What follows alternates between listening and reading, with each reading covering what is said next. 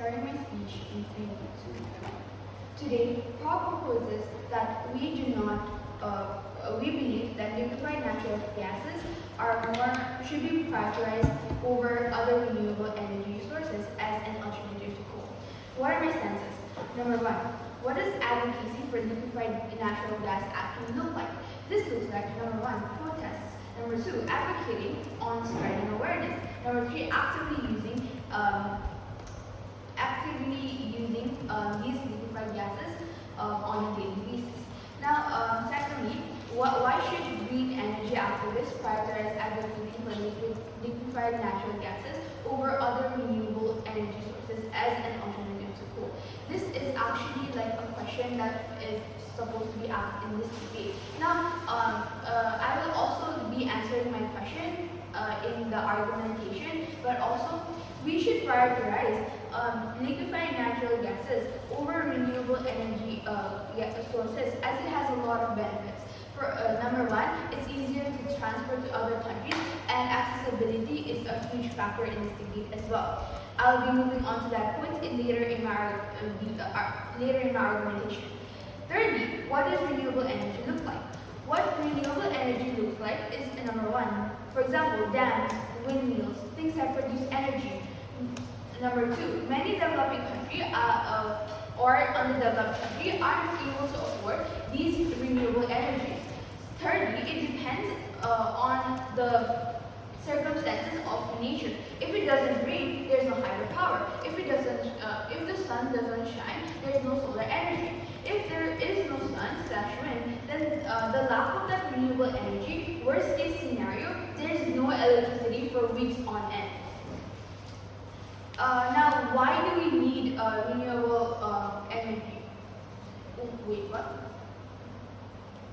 Yeah, why don't we need renewable energy sources? For the reasoning of this question, note that renewable energy sources have been available for decades. But has that what changed the environment? Has the environment changed one bit? No, it hasn't. And that's what we're proud to propose.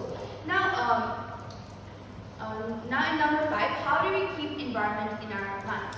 So, our key factor in this debate, or our key factor in advocating for liquefied natural gases is the fact that we use methane as our energy source. Now, methane is a greenhouse gas. It acts as a regular gas. It as a regular gas is a factor of climate change. By liquefying it, we reduce the effect of it as we cool it, and we reduce the air pollution as well. But we're also able to use this methane to protect the environment and to use these liquefied natural gases for so many things. For example, cooking for the gas, right? And for example,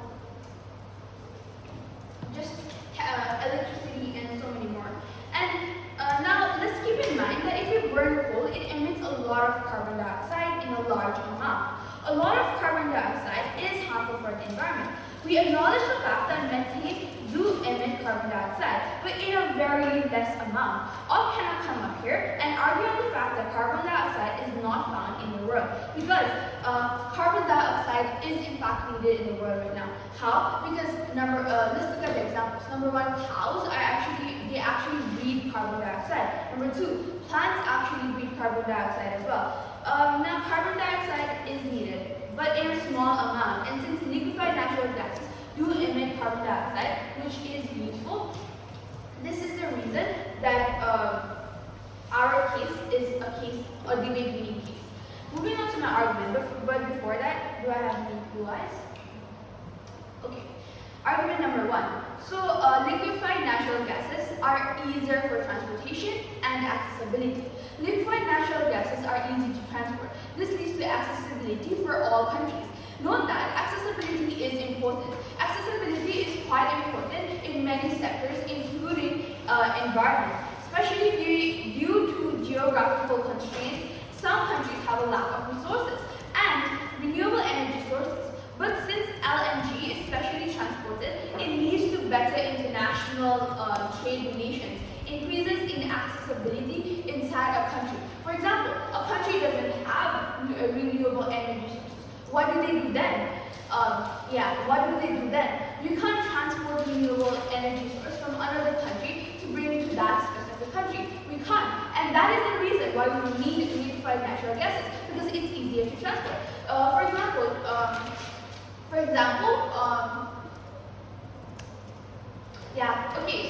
it's also quite portable. Now there are many countries that don't have access to renewable energy, and the thing is that renewable energy cannot be transported, like I said before, to these countries, and that's a huge disadvantage to their side of the house. Now, what is its impact? This increases in international relations as well, because now a country that is transporting these goods to another country, they have bonded over these specific things, right? And that's the reason that international relations will also increase in a lot of ways. Saying that I thank the Prime Minister for that fine speech. I guess a little bump that, never mind, sorry, I got lost. Colin, go on, hello.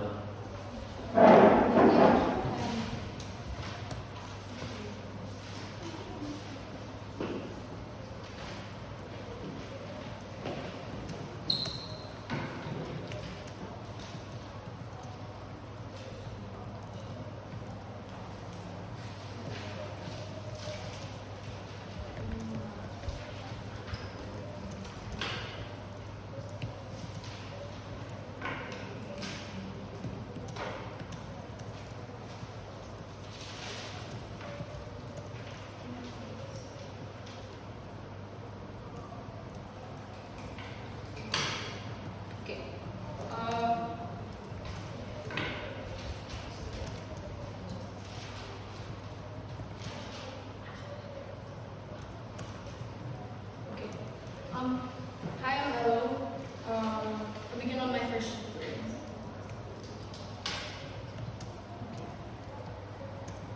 Insofar that government doesn't necessarily recognize to me what this liquid nitrogen looks like and its implications and how it's actually going to be like mass produced and transported to other countries, especially the most vulnerable actors, we think that it's unclear to me how it's going to be effective in the first place. Before I go to my substantives, a few points of rebuttals. I think firstly, when they say that, when they talk about how transport is going to be efficient, for example, and generally the production of these things are going to be efficient, we think that that's untrue. Because look at the info slide, it literally says that in order for it to be transported, you have to for example, liquidate, or you have to melt these things, right? So that already takes a lot of infrastructure, for example, a lot of manufacturing, a lot of infrastructure to already do, right? But two, we think that in order for you to even transport these things, you need roads, you need linkages, right? And they don't even tell us, or insofar that they don't tell us where the source of a lot of these liquefied nitrogen is actually going to come from, or if there's even demand for it to be able to be accessible, not just especially geographically, right?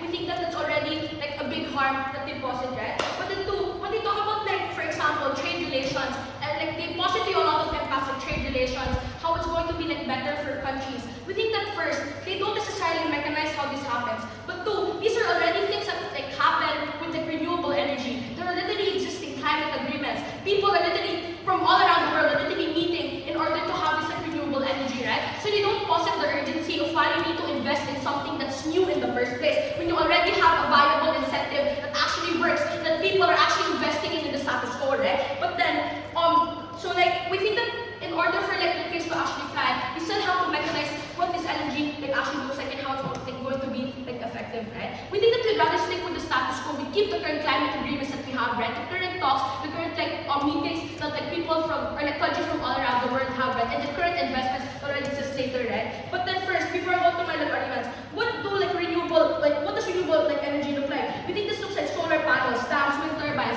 things that already exist in countries, mind you, and that there's actually an incentive for it to happen, right? But why do renewable energy sources actually work, or how do they, why does the comparative on our side work, right? I think that firstly, there's already a demand for it, because states demand to make it more accessible, because states like China, for example, have made renewable energy affordable through mass production, right? We think that renewable energy has been more accessible in the years, when literally it's 1/8 of the price that it was 3 years ago, and that already comes from the extreme demand that has, or that gone into it. But then things like semiconductors, for example, like that are related to the manufacturing of it, are actually being like highly manufactured like right now in countries like Taiwan, for example, right? But it's just the fact that there's more agreements and protocols that actually have like some like that actually develop its mechanisms within these countries, right? But then onto my substantives then, right? Firstly, why is this like better or like why is this more effective like in terms of like addressing the actual problems of the climate crisis? I think that firstly, how do these like activists operate right now in the first place?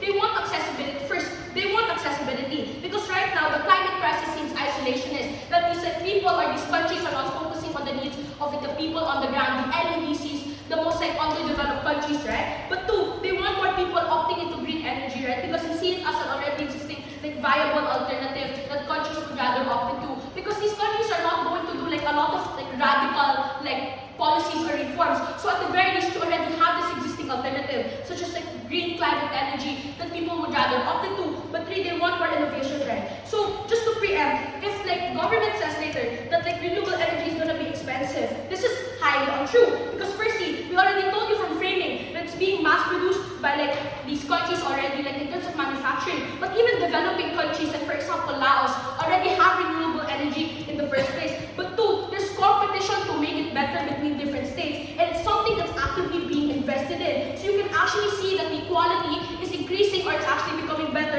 as time goes by. But then three, it's diversified to the needs of the country. So for example, if you live like near the equator, like the solar panels that they're using, these are things that actually you're able to like use the existing resources that you have right now, right? In order to like make these things work, or at least in order to like better the people on the ground. But four, we already told you that there's existing climate agreements for it. So even if we say that now there's still something, for example, like holes or like there's some like inefficiencies, we think that these are things that like there's a demand for it to be addressed in the first place because there's so much discourse on using renewable energy, especially implementing it in these developing countries. But lastly, we think that people have invested like so much into it, right? So these are things that can actually like manifest in status quo. But to compare them on their side, which we don't recognize is like using liquefied nitrogen, we think that what does this look like? First, it's relatively new, right? So this looks like less countries are actually adjusted to its mechanisms, right? But two, there's less protective mechanisms when you want to use like liquefied nitrogen, for example, right? But then we think that two, because it's relatively new, right?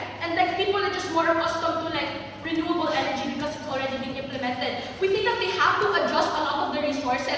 They have to adjust a lot of their infrastructure, for example, or to make their environment more like conducive to the use of liquefied nitrogen because it's not something that's actually like actively implemented. But two, there's still, and the more important thing, there's still a climate cost, right? Because we realize that it uses methane. This looks like burning. We still have greenhouse gases. So these are the things that are actually bad, right? And like this looks like, for example, but then two, this looks like it's hard to implement because we already told you that there's so much cost when you're trying to like transport the liquefied gas in the first place, right? But then three, in terms of the production process, you have to mine things, right? Because you have to mine things, or like you have to carry out mining operations for these things to work, right? But then four, in terms of like the people itself, like when you're transporting it, if there's leakage, the people that are probably like going to like transport these things don't have the exact protective mechanisms to be able to protect themselves if something happens. Or the people in these minefields who probably have to bear the safety, right? The safety risks, right? Or just the people who have to inhale like the burning gas and the air pollutants, right? Of like these like minefields. So the implication here, right, is that you still have that carbon. So there's more assurance that it actually works. So on the way, even if there's opportunity cost on both sides, at least if there's a safety mechanism, that there are established structures that actually back this renewable energy within these countries, right, that can assure that it can work, that there are already capacitation efforts that support this development in developing countries. But two, like shortly, why is it not like marketable, right? Why your energy is not marketable? We think that the preemption coming from them is that people will opt to renewable energy. But we already told you that they're existing, or like there's just a demand from it coming for a first argument. But even then, like, why is it not going to be marketed properly? Because firstly, we think that people from the movement itself, we proved already in the first argument that there are no tangible environment harms. But even then, because of that, there's likely going to be like backlash, which we'll explain. But two, we think that this is something that like the movement wouldn't want, right? Because there's already an inherent bias, like against a lot of these things, like the contradicts it. Just to wrap up. Okay, so then we already told you that even if there's an opportunity cost, at the very least there are structures that are able to protect you, and people can actually invest in it. Right.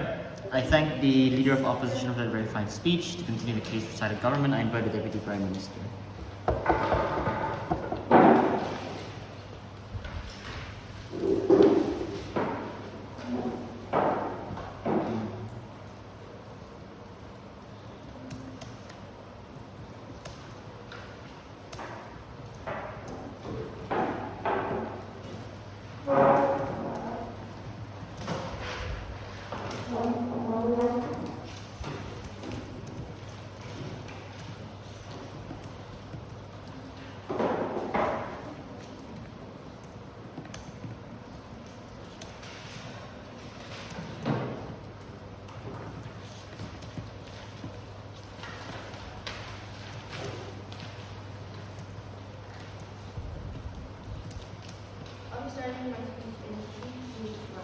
As an alternative to coal, liquefied natural gases is better than renewable energy, and here and our side has shown you how.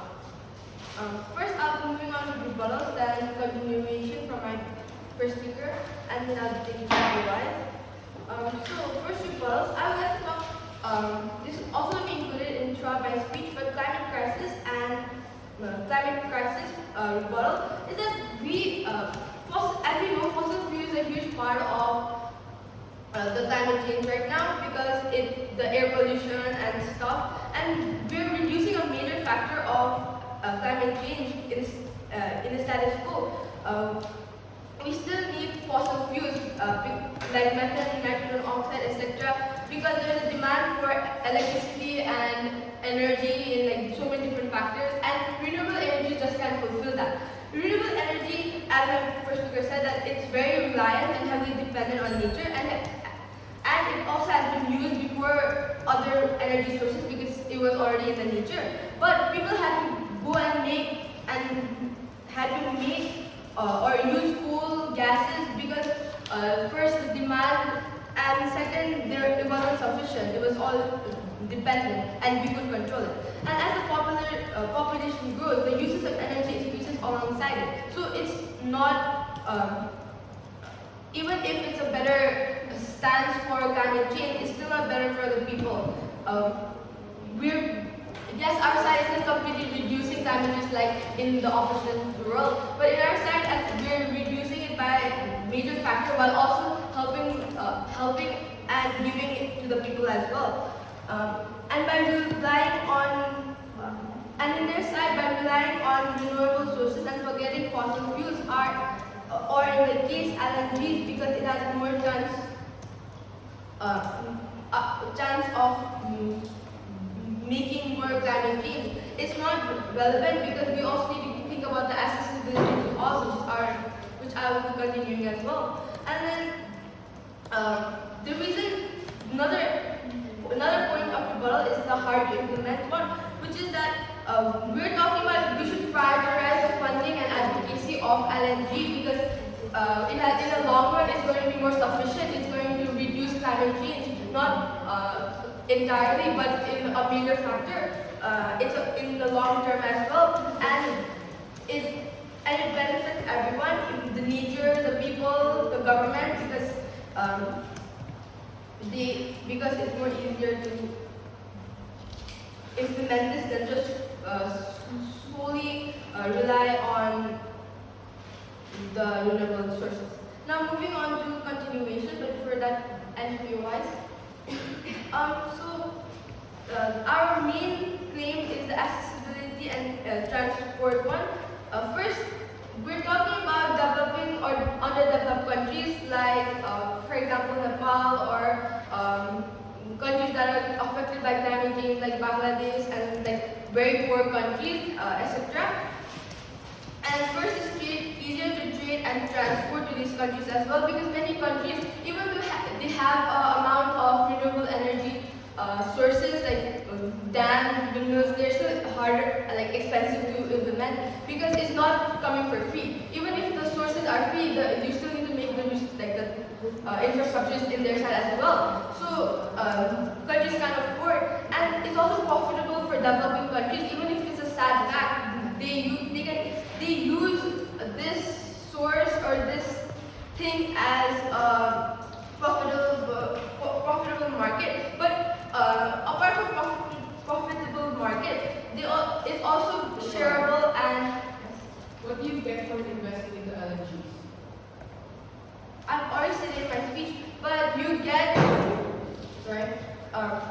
in, you by investing in LNGs, you get a decreased climate rate because in the info slide they've already written that it decreases the amount of air pollution and such, and also because it benefits to everyone, and by investing in it, we get to use the amount of energy for less effect in the environment, and also I've already said that in my speech, and that's that.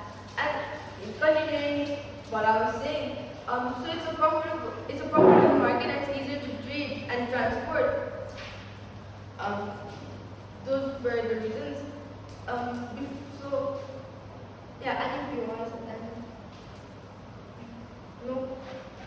Yeah, I like that. And this is my problem. I thank the Deputy Prime Minister for that speech. Moving on to the Deputy Leader of Opposition.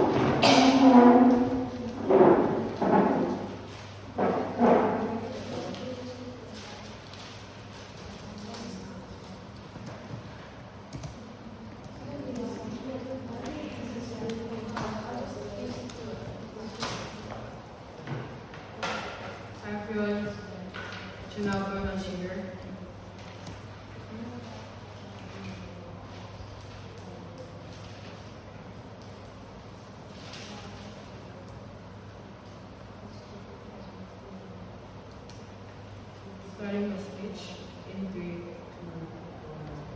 I think what's incorrect coming from the assumption of government is that they assume that these climate activists necessarily have the power to influence the whole sector of energy. I want to know what's currently going on in status quo. It's extremely hard to start up an energy company. It takes a lot of infrastructure in the very first place. The problem here is, oftentimes, climate activists are often poor. They don't have a lot of resources. But the margin here is that renewable energy exists right now, and it exists at an affordable level. There are two issues I'm going to talk about. First, the issue of effectivity and all of its levels. Second, just the issue of accessibility itself. The first issue, effectivity. I want to know, there's two ways I want to frame effectivity in this debate. First, is that it inherently has a positive help on climate change. Second, that it actively helps alleviate what current problems that we have right now. And third, it also the fact to take into account the current limited resources that we have as a climate movement. I want to know that the opposition case that we get is that it's better than nothing at all. But Angela already responded to this in her speech when she tells us that it's already currently exists right now. There are countries like China that are mass producing solar panels.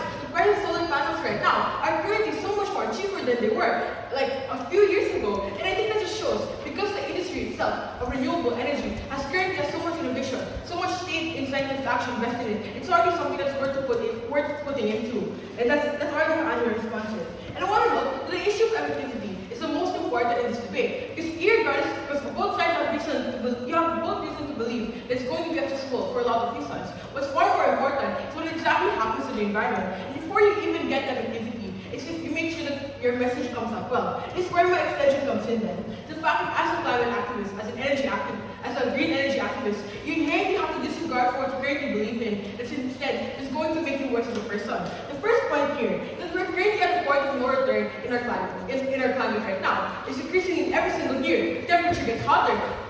Things like storms and like climate, things like tropical, things like storms are inherently getting worse and worse every year. We currently have to deal with it at such an extreme rate. This just shows it's inherently a lot more harder for you to put in your energy to something that might fail, even if it has a small effect, as compared to investing into something that currently exists that has no effect at all. The first problem with this then is because you choose to actively harm to what you believe in. I'll take that later. The problem here is because of the fact that climate activists, you put a lot of your life into the movement in the very first place. You've probably given up your social life. You've probably put in a lot of your personal resources into putting into things like green energy. But what's uniquely important is that you're investing into something that you're not sure of. That's inherently bad. Because you aren't necessarily sure about the effects of this in the long term. But what you do know is that it's carbon emissions. But compared to our comparative, you know that it has no carbon emissions, and you know that it exists right now. That's something that you're far more assured of. Second, you also know that it doesn't have any actual effect on the climate. That's something that aligns with your personal interest as a climate activist, because you know that you have personal care for the environment. And it's important because when you know that something works, you're likely going to stick to it. It's very hard for you to get a lot of people to agree. It's going to be harder for you to lobby for something that is relatively new, that people are generally distrustful of. This is the margin of things that you get from opposition. That you're uniquely able to still get opt into it, even if it's a fact that it's relatively new. It's going, even if it's a fact that even if the problem is that it's currently inaccessible, which is already something that we already disproven. What's your view on it? So you talk about how renewable energy is present in the status quo, but how does renewable energy help since it's already in the status quo? Because there's a lot of climate change right now. Climate change, even though climate change is caused by a lot of factors, it's caused by corporations being very having a lot of carbon intensive activities. The margin is that you already have an option that you can invest into it if something that's easy enough to opt into. A lot of states are implementing things like climate incentives, carbon tax, etc. that are already enough to somewhat incentivize companies to do better. So the margin of change, it's not that it actually changes anything on your side. The most you do is you add less of a net negative. And because of the fact that you haven't given us an actual impact, it's very hard to believe anything that's coming from you. The second issue then is just on accessibility. Now what do we mean by accessible? We mean two things. First, that it's cheap or accessible but in a good, somewhat good quality. Second, it has strong infrastructure. You're able to know how to use it fairly well. You're able to get a lot of resources on how to use it. The third then, the fact that it's likely going to be that something that's mass produced is easy to distribute. The opposition case is that because LNG itself is inherently accessible and because it's portable, etc., it makes it easier to use. And that's this is wrong for three reasons. First, the process of making it, you have to mine things like methane. The fact that you have to expose people to toxic fumes in the process of this in the very first is something that's already harmful. But second, it takes like the delivery process. You have to get certain trucks and buses that are able to keep these frozen at high temperature for a long time. But third, it's storage process. You have to keep them frozen for a long time. Imagine you're in a developing country that's near the equator. It's extremely hot. It's extremely hard for you to have to keep a hold of these actual LNGs. That's something that's already harmful. But second thing I want to say to this, they say that it's also profitable. I want to know that that's not true. It takes a lot of infrastructure to build something like this. LNGs are relatively new as compared to things like renewable energy that are currently constantly improving again and again because of things like competition between different states, etc. What is my extension then? My extension here is widespread for all of the individual use cases you could have. This is going to go on three levels. First, for people, second, for governments, and three, for corporations themselves. First, in people, if you want to use LNG as a form of gas, there are two reasons as to why it's going to be bad. First of all, if you want to use it for things like your personal car, it's hard because your car is built for different things. There are cars that have different gases. For example, you could be unleaded or diesel. Your car might not be built to hold things like LNGs. It's also things like infrastructure that you have in your home. You might have a stove that's electric or a stove that's gas. If you have both at home, you might not use LNG, but you might want to use your other one. There's no way for you to choose which one you actually want to opt into. If you want to opt into a better alternative, this means that even if LNGs are accessible, the fact that it's very hard for you to greatly change what you have right now. The second level then is on the government. I want to know the problem here is that it takes a lot of resources to opt into LNGs. State resources are wasted on things like LNGs that might work, but it's the fact that you already know what currently works right now. There are a lot of states that are currently self-sufficient because of things like renewable energy. Look at states like Costa Rica. A lot of their energy is primarily already coming from things like renewable resources. That's why it's already a good thing to happen. But second, it's the fact that LNGs are not fit for all countries. If you live in a hot country, it's going to be harder for you to keep things frozen for a long time. That means that even if you are able to implement LNGs, it might be hard for you to export it to an area that's far more hotter or an area that's far less capacity. The third level then is on corporations. I want to know what the problem with this is. I think that this should have come from opposition. It's that, okay, maybe corporations might not opt into a gas, but I want to look, it's the same problem that I told you about, how infrastructure is not good for it. That's bad, because it means no one is going to want to opt into LNGs in the very first place. How do I weigh this then? It's okay, because we'd rather go renewable energy. This is not for the trade-off of having some less climate incentives, etc. Personally, we're very proud to oppose. I thank the DLO for that fine speech. Moving on to the government with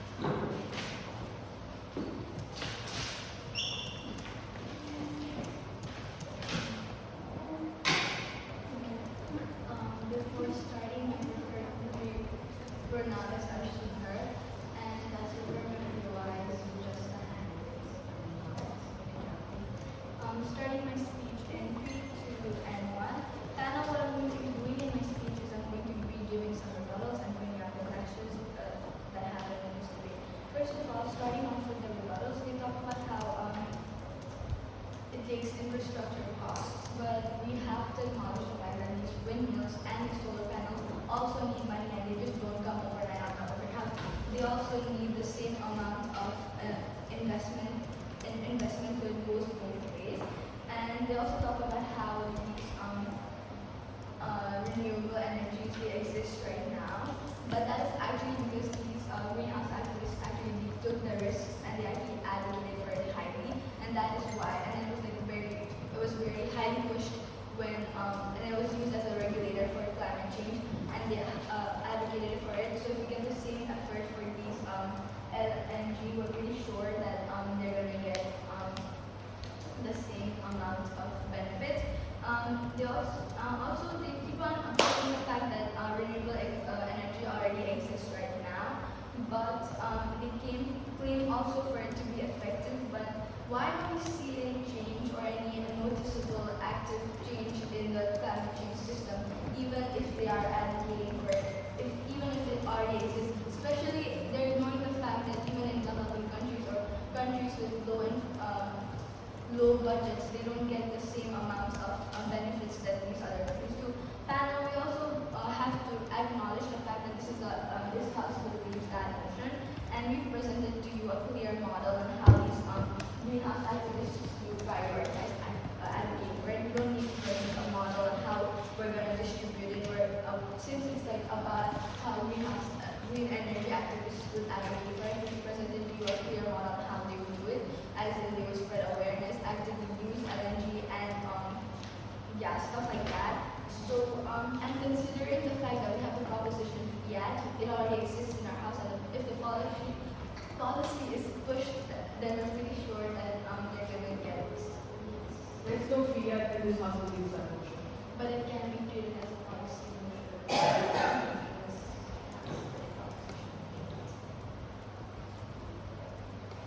Anyways, going on to the flash. We also talked about how it takes a lot of money, and then actually goes both ways are stated. A question to the opposition is that how has renewable energy helped, since it is already in the status quo, and why should activists even support this renewable energy? They also talk about how it's mass produced by countries already, but they're ignoring the fact that there are a lot of countries that cannot mass produce renewable energy, and how even if like a country does mass produce it, how is it going to get distributed among the other countries already? What is the opposition planning to do with the countries who are not working for it? Let's say, and the country that don't have these resources for it. They also talk about how something that has been that renewable energy is something that's already been invested in. Yes, that is because it was heavily actively advocated for, but note that renewable energy still hasn't done any significant change to climate change. And yes, renewable energy is already there in the status quo right now. But note that my Prime Minister has already stated that the fact that renewable energy is not reliable. Why? Because it needs like the nature. For example, it rains today, then we're not sure if the solar panels are going to produce the same amount of electricity it does. It also needs these resources, and not all countries have the same exact resources as we talked about geographical constraints. They also talk about investing in something that you don't know about. But if this is the case, if this case was true, then hydropower and renewable energy wouldn't take place, and then change would not take place in the first place. Then the opposition is also forgetting the fact why the motion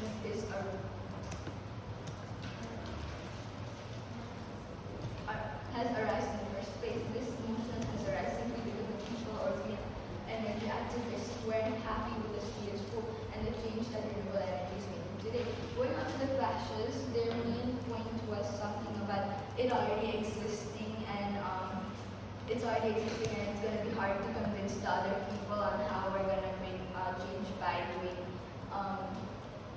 LNGs. And our main point was basically we're gonna have easier transport costs, and we're gonna have good regulations. So our benefit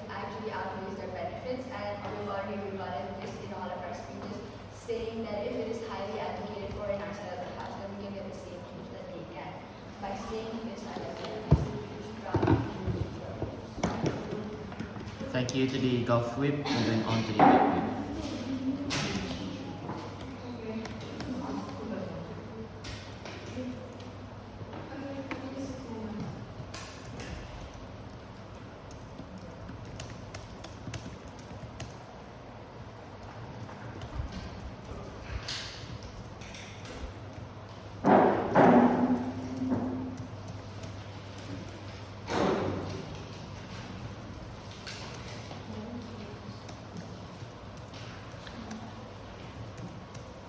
Hi, my name is Mary. My pronouns are she, her, and I take my POIs. I prefer if you give your POIs by standing up rather than verbalizing it, if that's okay.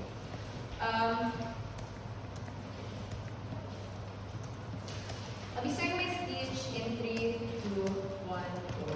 It is the same things in PM's framing that further proves the urgency of renewable sources. People protest because reserves like the Philippines sea coral reefs and its biggest rainforests like Sierra Madre are slowly dying over carbon emissions.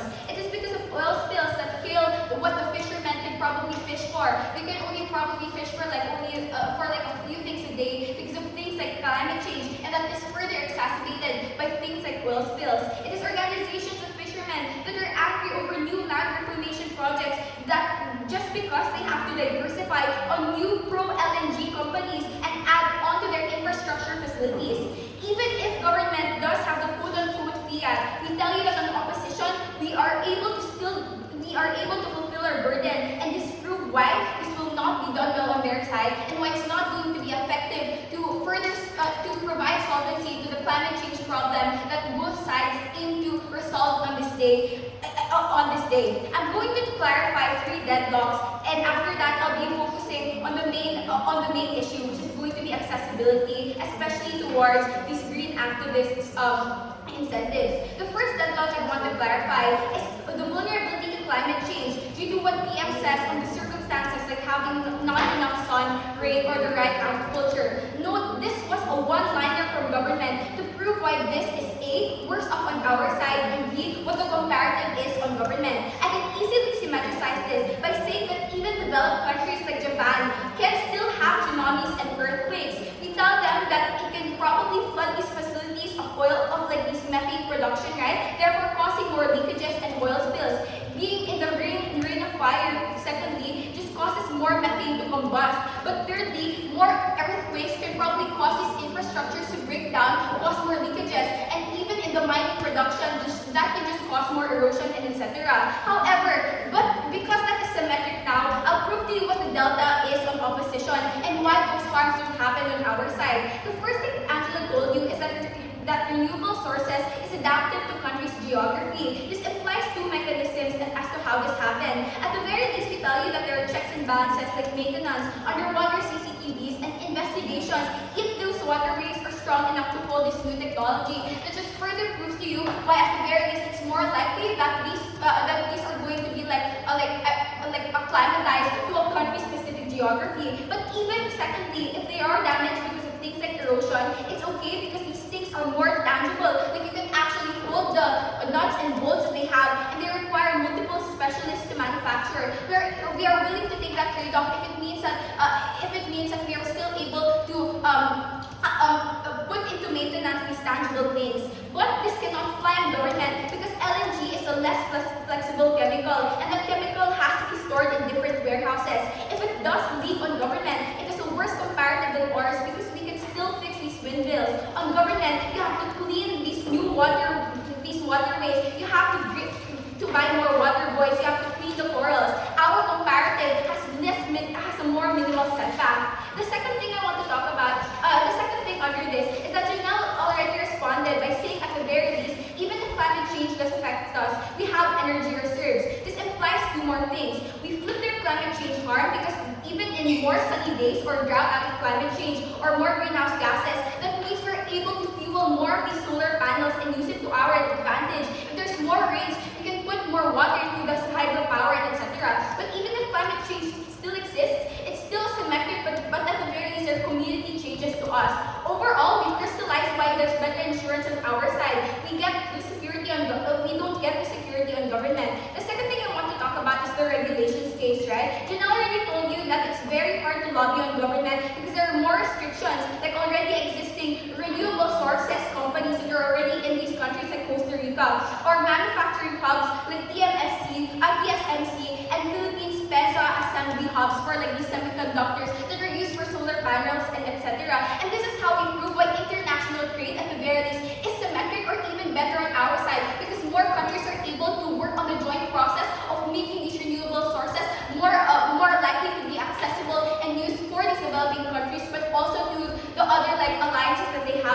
etc. But even if they are successful in lobbying, they still have to deal with the existing backlash from citizens that want to pull it back because of existing scares like oil spills and etc. The third thing I want to clarify in this debate is that it's like the push and pull as to what was more expensive. Going back to the first deadlock, we've already told you that we have mechanisms to prove why it's more expensive and costly and go on government, but I'll explain it on a timeline. The first is lobbying for more regulations for LNG. We tell you that this requires things like litigation, paying for new lawyers, and etc. But this also looks like investing in new startups and even bailing out or loaning a lot of these startups if there's more failure. At the very least, on our side, we're more hands-on with these renewable sources because of things like geography, things that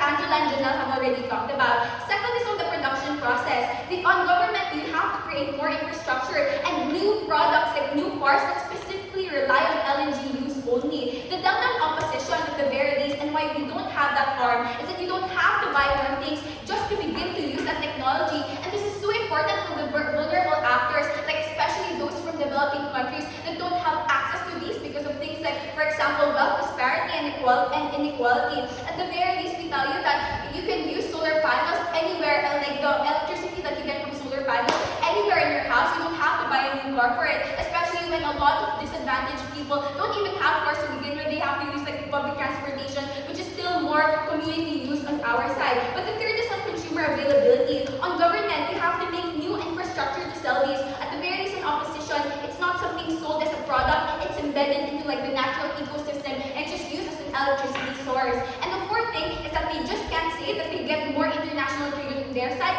At the very least, that's just a symmetrical heart. That's just like a symmetrical impact. At the very least, we're able to actually concretize that by giving examples of what these assembly hubs look like in other joint countries and etc. But lastly, accessibility. Where is accessibility better therefore?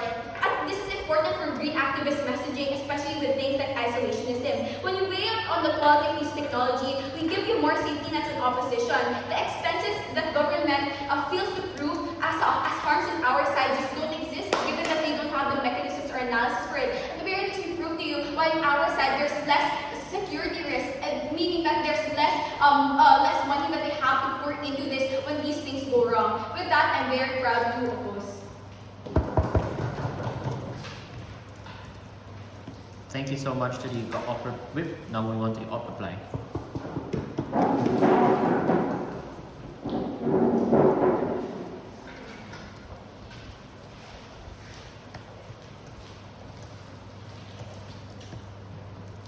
Starting in 3, 2, 1, go.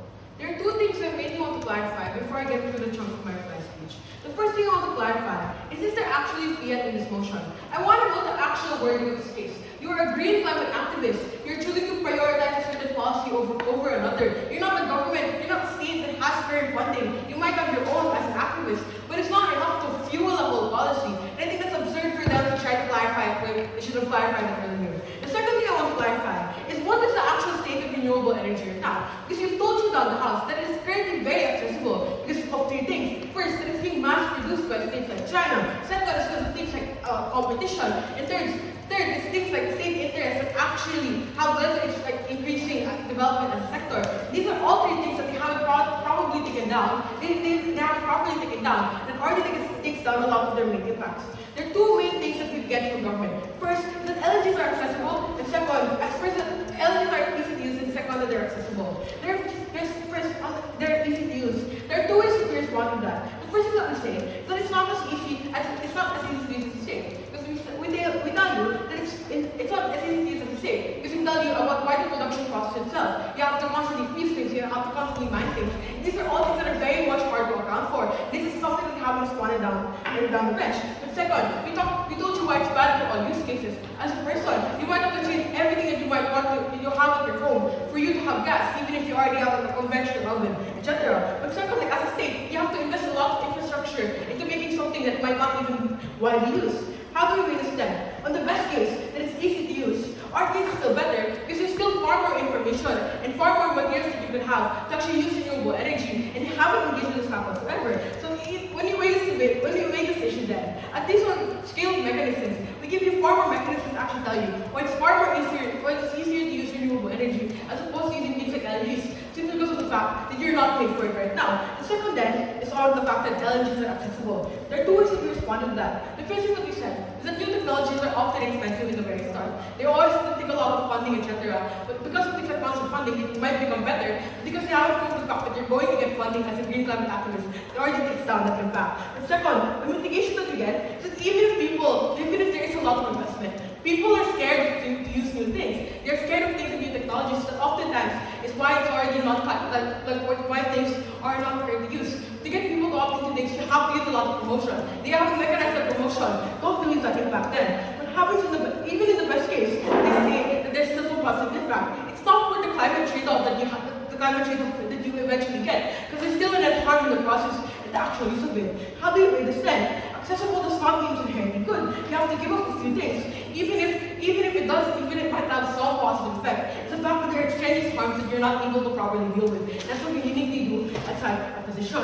The third thing that they say is that renewable energy is viable. There are two ways to respond to this. First, it takes a lot of there's a lot of already existing infrastructure. There's already things like dams that are already ready to build. That's why it's easy to use. But second, it's already built for a country's current state. If you're in a tropical country, you can get solar panels. That's something that's far more easy to access to you than something like LNGs that you might have to change everything for. Now, let me get into what did you exclusively get from side opposition. You get three things. First, principle. We give you an actual principle. Why, as a green climate activist, you actually care about why you rather opt into renewable energy? Because it's your main advocacy. Second, why the production process is likely going to be far more safer and far more better. You don't have to opt into a bad alternative now. But the third, from the use case itself, we want people to opt into climate technology. But the fact is, LNGs are just hard to opt into. How do we weigh this then? Even if you believe that they have accessibility, that it's easy to use, we give you the fact that it's far more easier to opt into, that our impacts are affected by the scale of actors. For us, we're very proud to oppose. Thank you, Op Reply. Moving on to Gov Reply.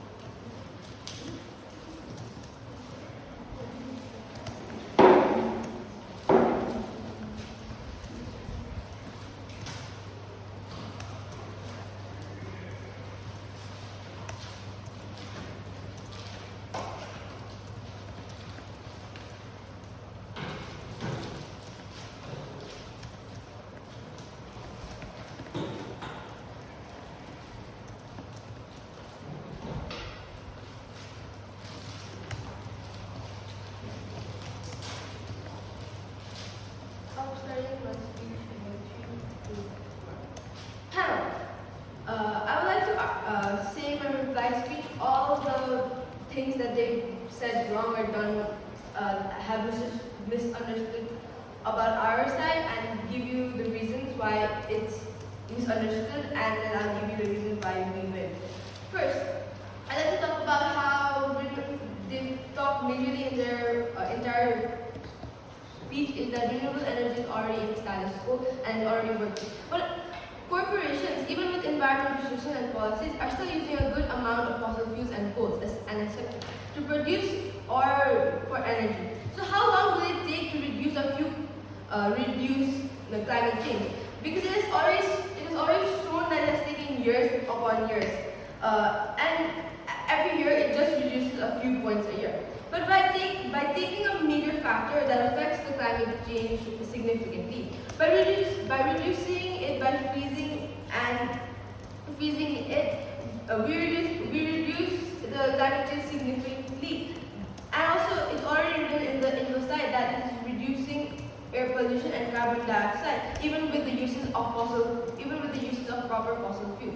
The fossils are already another factor is that fossil fuels are already being mined and it already has expenses in the status quo. But by replacing this fossil fuel also as an alternative, as we showed in our speeches, by replacing it and using LNGs, we are making it more environmental friendly, but in the same usage. So the expenses part isn't relevant in their side. And we've given the panel that only using renewable energy when coal isn't existent or isn't as an alternative, that it is insufficient. Even green energy activists can't claim that the world would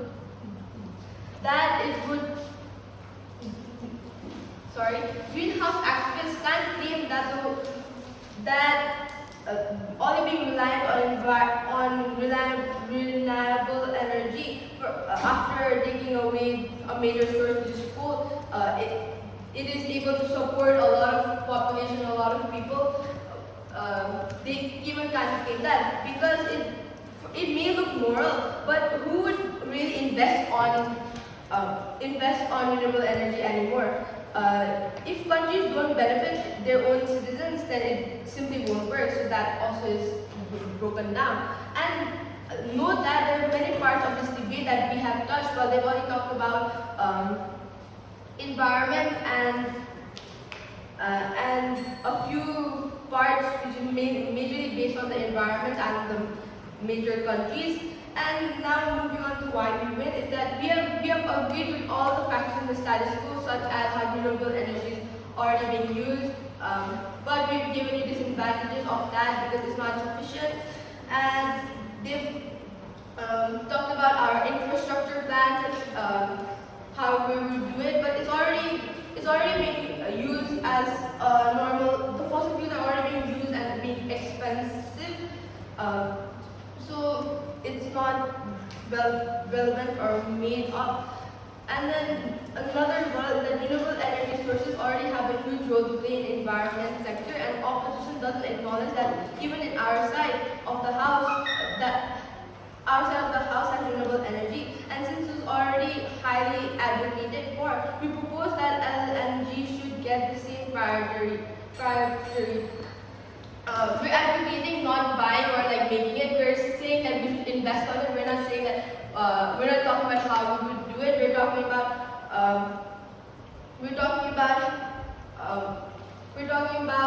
we should really benefit from this. This is why I'm proud to propose.